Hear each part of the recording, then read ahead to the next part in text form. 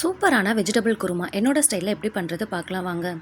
ஒரு குக்கரில் தேவையான அளவு எண்ணெய் சேர்த்துட்டு அது கூட ஒரு ஸ்டார் எண்ணாச்சு, ஒரு மராட்டி மூக்கு, 2 பிரியாணி இலை சேர்த்துக்கோங்க. சேர்த்துட்டு அதில் கொஞ்சமாக கருவேப்பிலை, ஒரு மீடியம் சைஸ் பெரிய வெங்காயம் சேர்த்துட்டு நல்லா கண்ணாடி பதத்துக்கு வர மாதிரி வதக்கி விட்டுருங்க. நல்லா வதங்கினதும் அதில் 1.5 டேபிள் ஸ்பூன் ஃப்ரெஷ்ஷாக அரைச்ச இஞ்சி பூண்டு பேஸ்ட்டு சேர்த்துக்கோங்க. சேர்த்துட்டு நல்லா பச்சை வாசனை போகிற வரைக்கும் நல்லா வதக்கி விட்டுருங்க. நான் கேரட், பீன்ஸ், பொட்டேட்டோ அண்ட் பட்டாணி எடுத்திருக்கேன். நான் நல்லா வாஷ் பண்ணிவிட்டு அது கூட சேர்த்துக்கோங்க. பட்டாணி 8 மணி நேரம் ஊற வச்சு நான் சேர்த்துருக்கேன். சேர்த்துட்டு நல்லா கலந்து விட்டுருங்க.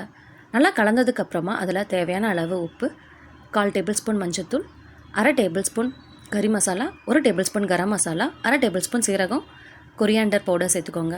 1/2 டேபிள் ஸ்பூன் மிளகாய் தூள் சேர்த்துட்டு நல்லா பச்சை வாசனை போகிற வரைக்கும் வதக்கி விட்டுருங்க. வதங்கினதுக்கப்புறமா அதில் 1/2 டம்ளர் தண்ணி சேர்த்து மூடி போட்டு ஒரு 5 நிமிஷம் மிதமான சூட்டில் வேக வச்சு எடுத்துக்கோங்க. இதுக்கு ஒரு மசாலா அரைச்சிடலாம்.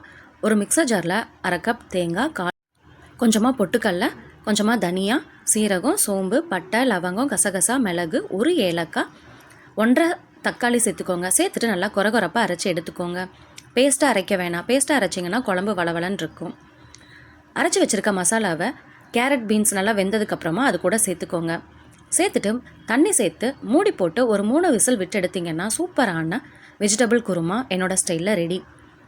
இது சப்பாத்தி, பூரி, இட்லி, தோசை, சாதம், பரோட்டா எல்லாத்துக்குமே சூப்பரான ஒரு சைட் டிஷ். செஞ்சு பார்த்துட்டு டேஸ்ட் எப்படி வந்துச்சுன்னு கண்டிப்பாக கமெண்ட்டில் சொல்லுங்கள். ரெசிபி பிடிச்சிருந்தா கண்டிப்பாக சப்ஸ்கிரைப் பண்ணிக்கோங்க.